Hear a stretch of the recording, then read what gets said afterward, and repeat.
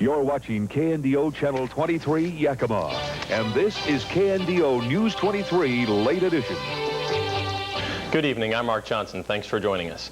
After more than 7 hours of testimony and debate, the Yakima City Council decided not to decide on the White Hollow annexation issue, at least for another 3 weeks. Today's City Council meeting was held at the Capitol Theater to help accommodate the large crowd. Last week's council decision to reduce the West Valley annexation area, now known as White Hollow, upset many West Valley residents because the action would delay the West Valley incorporation process. The city claims they have the right to use outside utility agreements for the annexation. But residents in the area say they don't want the proposed issue and they want to be able to vote on it. Now, if you want to go through with your annexation program, that's not what I'm objecting to, but I'm objecting to doing it in the way that you've set forth to do it during the last 2 weeks. It's a sham deal. It's a deal to stop the people from having the right they've had since before the outside utility agreements ever existed. This is a right that the people of the state of Washington had for decades. If passed, the annexation would make petitions for the proposed new city of West Valley null and void because of changes in the boundary line. After lengthy discussion and a brief executive session, the council voted to extend today's hearing for 3 weeks. They also agreed not to file the outside utility agreements as long as the West Valley residents hold off on putting the West Valley Incorporation on the ballot or from forming a sewer district. The council asked the residents to appoint a representative that will meet with the city and possibly a moderator. West Valley representatives say they'll meet tomorrow night to decide on their next plan of action. A decision today in the relocation of the Union Gospel Mission. Late this afternoon, hearing examiner Phil Lamb approved the mission's application to relocate to North 1st Street. His appeal decision isn't final, though. An appeal can still be made to the Yakima City Council. Well, the murder trial accusing a local woman of killing and dismembering her mother was delayed today. In Superior Court this morning, accused murderer Christine Varnes was given a new trial date. The trial was originally scheduled for November 16th. In order to give attorneys more time to prepare, it will now begin February 8th. Varnes is accused of drowning her mother in a bathtub, cutting her into pieces, and then hiding her in a storage locker. Well, the man accused of stabbing a 12-year-old girl because she had no money was formally charged today. In Superior Court this morning, Carl Streeter was charged with first-degree assault of a child and first-degree robbery. Streeter is accused of stabbing the Grandview girl after discovering she had no money in her purse. The young girl is recovering at home after surgery to a damaged intestine. Streeter's trial date is set for December 7th. Well, child killer Wesley Allen Dodd's lawyers asking for an execution date. They told the Supreme Court yesterday they will not seek reconsideration of the October 8th ruling. The Supreme Court says Dodd can now bypass the appeal system to await his execution. Dodd was sentenced to the death penalty 2 years ago for killing 3 boys in the Vancouver area. Well, 2 county commissioner candidates faced off today in local issues such as annexation, small business, and education. The District 1 candidates told the Rotary Club that the power of the commissioners is limited. They do say that with the help of the community, a lot can be accomplished. Republican Jim Lewis says that Yakima is 3rd in the state in annexation. He adds that growth is a positive thing as long as it has direction. Education needs some attention. He says business and education leaders need to work on children's best interest. The audience responded with just 2 questions about local employment figures. Both candidates say they want to work with public-private business sectors and to make our unemployment rate the lowest in the state. I look at growth management as the ability of local entities to protect that rural lifestyle and to protect private property rights. If that's not what growth management is all about, then it needs to be changed. Well, Republican candidates pledged their support to small businesses owners today at the Yakima Airport. 4th Congressional candidate Doc Hastings and Senate hopeful Rod Chandler spoke of their experiences as small business owners. Chandler shook hands with business owners before announcing the results of a new poll, which shows him only 2 percentage points behind Patty Murray. And Congressman Sid Morrison made a brief appearance at the same luncheon. The former gubernatorial candidate has endorsed both Hastings and Chandler for Congress. Morrison told the group of small business owners they should vote for Republican candidates because they have more pro-business attitude than Democrats do. Well, we're certainly in the home stretch of the political campaign season, which means you can expect a flood of political TV ads in the next two weeks. Negative ads mostly. KNDO's Jeff Tyree reports on their effectiveness. For an average of $80 or as much as $300 in prime time, many politicians will spend their precious 30 seconds telling us why we shouldn't vote for their opponent. My opponent, Rod Chandler, passed just one bill during 10 years in Congress. Patty Murray on jobs, risky. Well, here's the true record of Doc Hastings' votes to increase our taxes. He voted to increase. Tired of all the squabbling, the name-calling like he's a taxer, no, he's a taxer, or she's not for jobs, but I am. Hankins missed hundreds of votes. Endure them. The ads will keep on coming, and you may as well respect them, says one professor of politics, Gary Bullard. He says negative TV ads serve a legitimate purpose.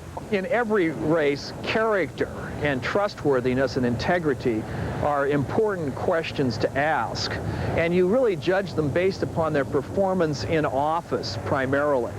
But the reason why character comes into play is that we don't know what issues are going to be 3 or 4 years from now. We look at a person based upon their past performance and say, could this individual be trusted with power? The negative TV campaign ads can raise some good issues for voters. The danger here is if they cross the line, and that means by spreading untrue or malicious allegations against their opponents. The good news is, Bullard says, the politicians who use these kind of smear tactics typically lose out in the end. Of course, there are many ads that don't criticize, even one that promises not to be negative. I won't run negative ads. He says this while his opponent takes the middle-of-the-road route, the route many politicians take, not openly criticizing his opponent, but promising not to do what he loosely implies his opponent has done. And higher taxes? But of course, that's not for me to judge. Like Bullard says, each voter will have to decide if what they hear is accurate and fair. All you really need to know is Lane Bray did more for us in 2 years than his opponent did in 10. Whoever said being a voter was easy? Guess we'll have to put up with a couple more weeks of that sort of thing. Well, Earth First protesters created a logjam at the port of Tacoma today. They were demonstrating against the export of raw timber. Reporter Jim Foreman has the details. Some 50 members of the environmental group Earth First scattered themselves throughout log loading operations here at the port of Tacoma. They were able to bring work to a temporary stop. What Earth First is saying here is that they believe the logs on these trucks shouldn't be put on ships and sent overseas. They should be hauled to mills here in the States to give Americans jobs. If it does have to be done, the jobs need to be here. But we need to find some better alternatives than just cutting down all these trees. The protesters climbed this big crane to unfurl their banners, and they went aboard this freighter that is half full with timber and eventually will set to sea bound for Asia. Just urging them to stay off the logs, primarily because we're concerned about their safety. Authorities took a relaxed posture this morning, but were very concerned about safety. Climbing a ship's ladder carrying a sign isn't the smartest thing. Neither is playing chicken with a 118-ton log stacker. According to United Nations figures, Washington leads the world in exporting raw logs. And while some timber lobbies and the protesters claim exporting logs steals jobs, these longshoremen say it gives them jobs. This is a dog-eat-dog world. We got to make money somehow. I'm not saying cut everything down, but I'm also saying that these guys aren't right either. After several hours, the group, which had been threatened with arrest, decided to leave without creating any more serious trouble. Hopefully be able to work things out. When we come back, Ross Parrish previews this week's hometown rivalry between Ike and Davis. And meteorologist Mike LaPoint will have our current weather conditions and our extended weather forecast. Watching KNDO News 23, a complete wrap-up of the area's news, weather, and sports. Schultz and Harvey Moon. Harvey's back in town. Whoa! Harvey Moon is jumping for joy over the biggest and best Harvey Moon sale yet. Yep, Harv's rolling through every department, marking down prices on famous name carpeting, Thomasville furnishings, and all kinds of appliances. Join Harvey for the best savings ever at Schultz Furniture's giant Harvey Moon sale, the state's largest inventory of home furnishings under one roof. Swing in today. Domino's Pizza presents Jim Kelly, Warren Moon, Jim Everett, and Bronson Pinchot for Domino's NFL Spectacular. What are these guys into? Piling it on. And if you're into piling it on, get a Domino's Unlimited Topping Pizza, only $8.99. Delivered in 30 minutes or less, guaranteed. Hey, Bronson, go long. Any topping you want, as many as you want. Pile them on. The Domino's Unlimited Topping Medium Pizza, just $8.99. Keep going, Bronson. Nobody knows like Domino's. Hey, guys, I'm open! Mike LaPoint's weathercast has been approved by the American Meteorological Society. Well, we had sort of a gloomy day outside. Hope you didn't have to break out your umbrella too soon. We'll hopefully check in with Mike LaPoint, see what's going on in the weather forecast for tomorrow. Mike? Well, Mark, so far we've picked up about 12/100ths of an inch of rain. The rain is kind of falling off and on, so you can see right now if you look outside, some of the rain is falling and some of it's not. It's just hard to tell. Here's a view from outside and put some current conditions over top, and we have mostly cloudy skies right now. Right now we're also seeing some scattered showers. It may be raining at your house right now, but it won't be later just because we have a system moving through. 96% is our relative humidity with a 54-degree temperature. Our winds are from the southeast at 6 miles an hour. Our pressure, it's holding steady. The high temperature today, 62, after a morning low of 40 degrees. We'll look at the satellite picture.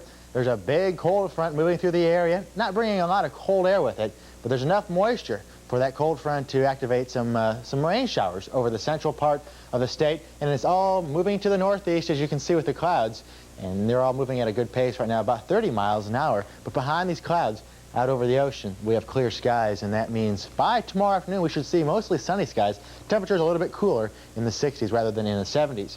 Our regional radar will show you where the rain is falling. Little heavier amounts just to the south and east of us, but this is all moving off more to the east than it is to the northeast, and about 15 miles an hour. So the people, let's say in the Tri-Cities out toward Walla Walla, can be expecting some rain showers later on in the evening. But all in all, I think we'll see some showers on and off, I think, before much of midnight hour. But by tomorrow morning, we should have partly cloudy skies, and things should be fairly dry here around the city. Temperatures, well, we're at 54 degrees, 52 up in Wenatchee. Kind of mild out over the Tri-Cities, 62 degrees, already down to 49 in Spokane, 10 degrees warmer in Walla Walla and Pendleton, 57 from Seattle. And Portland has partly cloudy skies at the temperature reading of 58 degrees. Now, by tomorrow, you'll see that this weather system will be making its way over the northern Rockies, so it looks like Montana will see some rain down through portions of Idaho and northwestern Wyoming. We'll see all the rain activity that we're seeing right now. That big area of high pressure out over the coast, that's what's going to move into our area as we go toward tomorrow and definitely on Thursday.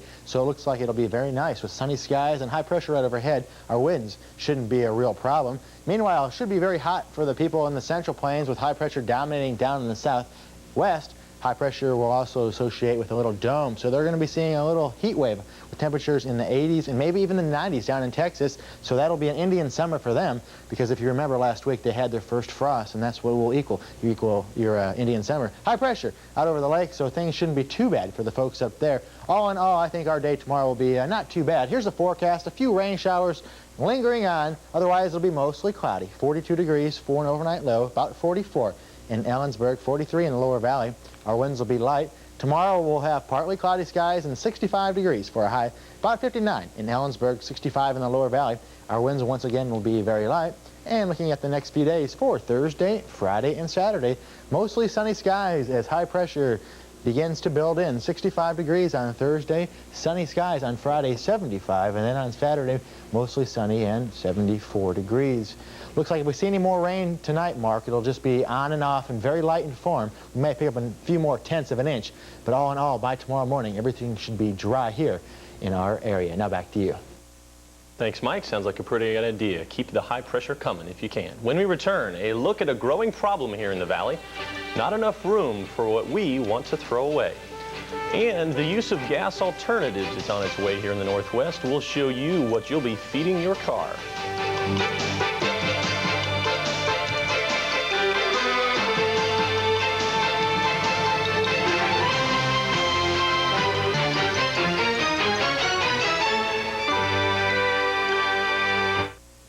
Hey, you need shoes? Mervyn's has an amazing selection of shoes for the family. Brand name athletic shoes. Women's casual shoes. Kids shoes. even men's hiking boots. All on sale now at great prices. Save on Mervyn's entire stock of shoes, Nike, Keds, Reebok, and more through Saturday. Tonight on Jay's show, Goldie Hawn is in attendance, Michael Chiklis is in attendance, and BB and CeCe Winans are in attendance. A simple here will suffice. And on Dave's show, it's Miller time, with Dennis Miller and Penelope Ann Miller, plus a lesson in craft. If you have stuff you want to send us, please, no COD. Well, a proposal for a state income tax that would provide health care for everyone was approved today. The Washington Health Care Commission proposal calls for a flat-rate income tax of less than 1%. The Commission's director says if the public won't accept the tax, the panel would then recommend imposing a sales tax on services. The goal of the tax is to cover all uninsured people within the next 5 years. Well, recycling has become a very important part of protecting our environment, and as we head into the next century, it will be even more important. That's because our landfills are filling up and running out of room. KNDO's Rocco Bertuccio reports the Yakima City and county officials are trying to plan ahead. 1 ton of garbage. That's how much each person in Yakima County produces every year. Most of it goes here to the Terrace Heights landfill. We figure right now that this landfill is good for maybe another 15 years or so, and then it's going to be completely filled up. And that means we'll soon need a new landfill, but opening another dump isn't always easy to do. Instead, county officials are looking at other ways to solve our garbage problem. Possibly curbside recycling come in. You're talking about some yard waste collection programs that's going to take effect. You're going to look at some home composting incentives to encourage people to do that. City and county officials say we can solve our garbage problem by cutting down the amount of trash that goes to the dump. That means recycling and waste reduction. We can eliminate things such as aluminum, newspaper, glass, white, or at least clear glass.